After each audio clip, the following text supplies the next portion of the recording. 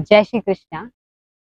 आज मैं जो चरित्र लेकर आई हूँ, ये किसी त्योहार से, किसी उत्सव से या किसी व्रत से या ज्योतिषीय परंपराओं से संबंध नहीं रखता।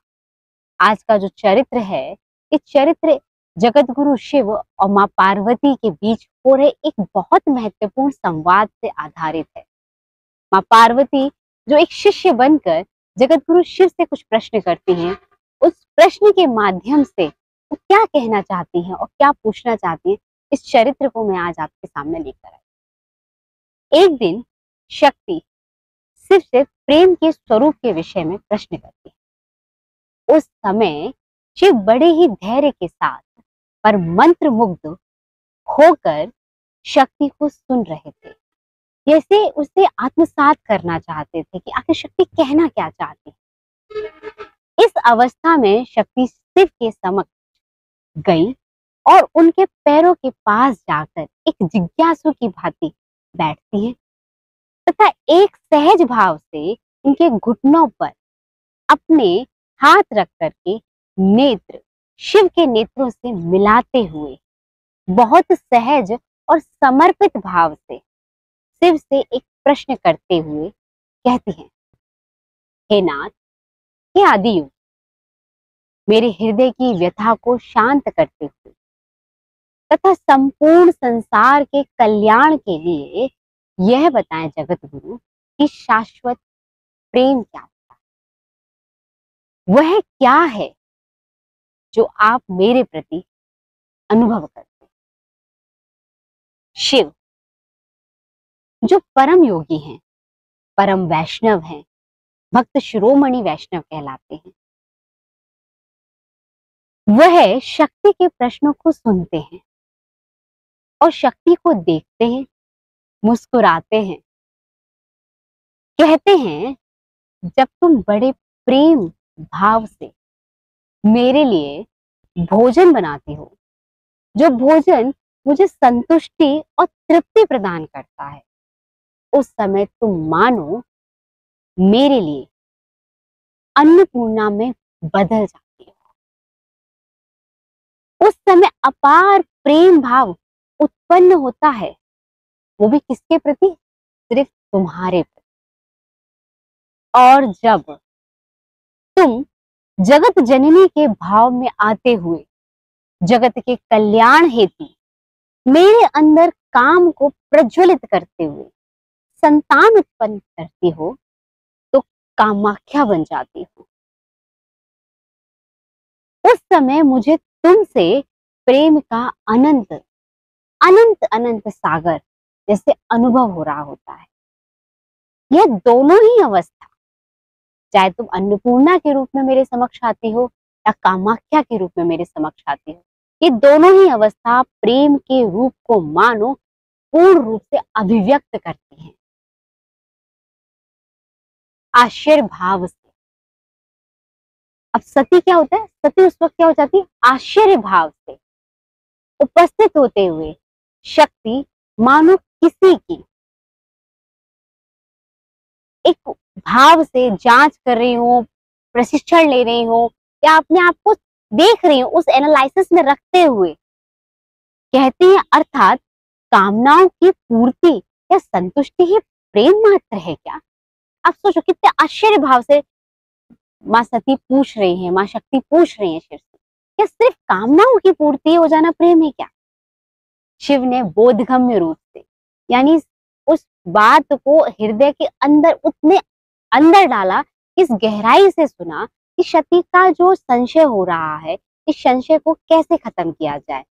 तो सती के बोधगम्य रूप से शक्ति के चेहरे को अपने हाथों में रखा और कहा, हाँ, कामनाओं की पूर्ति अर्थात भोग शक्ति कम आकलन ना करें इसका कि आप ऐसा सोच रहे हैं कि कामनाओं की पूर्ति हो गई तो प्रेम मिल गया। इसको कम आकलन ना करें, इसको कम तरीके से ना तोलें। ये बहुत ही अमूल्य है, ये मेरे लिए बहुत ही तृप्तिदायक और संतुष्टिदायक है, लेकिन संसार माया के कारण इसे सिर्फ शरीर पर ही समझ पाता है या इस स्पष्ट कर पाता है।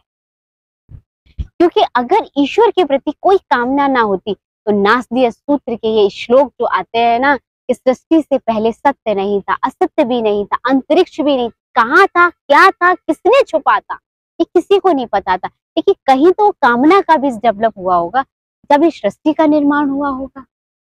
शक्ति को समझाते हुए जगत गुरु शिव ने कहा कि प्यार का दूसरा रूप जो मुझे मिला है वह है जब आप एक मेरे साथ होते हुए निश्चिंत प्रभाव महसूस करते हैं। शक्ति से कहते हैं जगत गुरु शिव कि जब आप मेरे साथ हैं तब भी एक निश्चिंत प्रभाव आप अपने अंदर महसूस कराते हैं। जब मैं देखता हूँ, ये अनुभव करता हूँ कि मेरे सानिध्य में तुम अनायास ही अपने स्वरूप को पूर्ण रूप से मानो भूल जाती हो।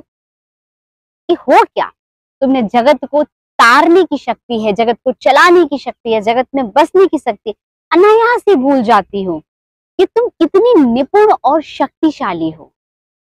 फिर भी पूर्ण समर्पण भाव से अपने वर्चस्व पर मेरा आधिपत्य स्वीकार करती हो। इतनी शक्तिशाली होते हुए भी जब आपस के रिलेशन को बनाने की कोशिश करते, उसमें शक्ति अपना वर्चस्व भूल के सिर्फ के वर्चस्व को अपने ऊपर क्या करती है, आश्रित कर लेती है। कि मेरे प्रत्येक रूप को हमेशा स्वीकार करती हूँ। जैसे कहीं मैं आशुतोष हूँ तो कहीं महाकाल हूँ, कहीं शिव कल्याणकारी है तो कहीं शिव विनाशकारी भी है। इन सारे ही रूपों में तुमने मुझे स्वीकार किया। इसी सब भाव के कारण ही मैं तुम्हारे अंदर एक आदर्श पत्नी यानी गौरी का भाव देख पाता हूँ। कि गौरी जिसने इन सारे रूपों से होते हुए भी वो अपने एक सौम्य सरल स्वरूप को शिव के समक्ष प्रकट कर देती है कि शिव कितने कल्याणकारी हैं और कितने सौम्य हैं। ये सब भाव चल ही रहे होते हैं जो मुझे मंत्रमुग्ध तक कर देते हैं। मतलब गौरी के भाव को देखते ही शिव मानो जैसे स्वयं मंत्रमुग्ध अवस्था में पहुंच जाते हैं, मंत्रमुग्ध कर देती है। जब कभी मुझ पर या मेरे द्वारा संरक्षित सृष्टि पर जब संकट आता है तो तुम इस दुर्ग के कल्याण के लिए, इस संसार रूपी दुर्ग के, इस शरीर रूपी दुर्ग के कल्याण के लिए दुर्गा का रूप धारण करती हो और इसकी रक्षा और सुरक्षा करती हो, इसकी पालना करती हो। उस समय तुम्हारे ये विभिन्न स्वरूप मुझे तुमसे या तुम्हारे अंतर मन से जोड़ देते हैं। उसी समय अद्भुत भाव आते हुए शक्ति कहती है, मानो हृदय में तुम उन्हें स्थान दे देती हो। शक्ति अपने हृदय में शिव को एक पूर्ण रूप से स्थान दे देती है। शिव के गहन अवलोकन की इस विधा से शक्ति मानो दिदीप्यमान हो गई हो। माने उनके अंदर एक चमक, एक ऐसा कि शिव मुझे इतनी अच्छे से व्याख्या करते हैं, उनके अंदर एक स्वाभिमान आता है कि मैं शिव के हृदय में स्थान, वो चमक लाती है। फिर शक्ति ने शिव से पूछा, और तीसरा रूप भी है क्या कोई? से मुस्कुराए और शक्ति को बहुत प्रेम से उसके चेहरे को स्पर्श करते हुए, अपने दोनों हाथों से स्पर्श करते हुए, उसकी ओर देखते हुए और कहते, हाँ, अंतिम और सबसे महत्वपूर्ण जो अभी तक किसी से देखा भी नहीं है, मतलब छुआ भी नहीं है जिससे, वो है शक्ति का कौन सा स्वरूप? वो है काली का स्वरूप।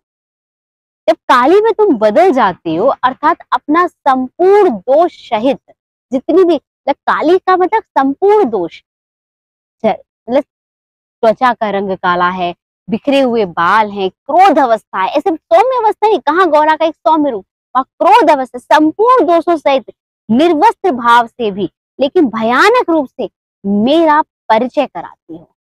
कैसे कि मैं ये भी हूँ, सिर्फ गौरा शांत स्वरूप वाली मैं ये भी परिचय कराती हूँ, लेकिन उस समय मैं भी तुम्हारे उदार और सिर्फ संसार के कल्याण को देखते हुए तुम मेरी परवाह किए बिना, अपनी परवाह किए बिना मुझ पर नृत्य करने लगती हो। कि सारा संसार कैसे कहेगा कि एक पत्नी ने अपने पति का अपमान करते हुए उस पर नृत्य किया, लेकिन संसार के कल्याण के लिए तुम मुझ पर नृत्य करने लगती हो। यह एक ही समय में भयावह शक्ति और रक्षित शक्ति, मतलब भयानक शक्ति है लेकिन भय में ही रक्षा का स्वरूप भी आता है। इस शक्ति के स्वरूप को तुम मानो प्रकट करती हो, लेकिन आप जिस रूप में आती हो उसका सामंजस्य अपार हो जाता है। पर आप अपने उपहार से परे जाकर, उपहासों से परे जाकर उस रूप को प्रकट करती हो, संसार को ये ज्ञान देती हो कि एक जब स्त्री किसी पति के प्रति समर्पित हो जाती है तो किस हद तक समर्पित हो जाती है, और ज्ञान देने के कारण जो तुम्हारा स्वरूप बनता है वो सरस्वती का बन जाता है। और मेरी सहायता से संसार के समस्त जितने भी सत्य को दर्पण होते हैं वो सारे सत्य के दर्पण के रूप में तुम दिखाने लगती हो। इन रूपों को सशक्त महसूस करती हो और प्रेम की एक अतृप्त धारणा को मानो तुम अनुभव करती हो। वह भी तो एक सुंदर मन का ही प्रेम है। सती शिव से ये संवाद सुनती हैं तो सती शिव से कहती हैं कि शिव ही एकमात्र हैं जो सती की इतनी सुंदर व्याख्या कर सकते हैं। और शिव सती को बहुत प्रेम भरे भाव से देखते हुए कहते हैं वो सती ही एक ऐसी है जिसको शिव इतने सुंदर रूप से व्याख्या दे सकते हैं।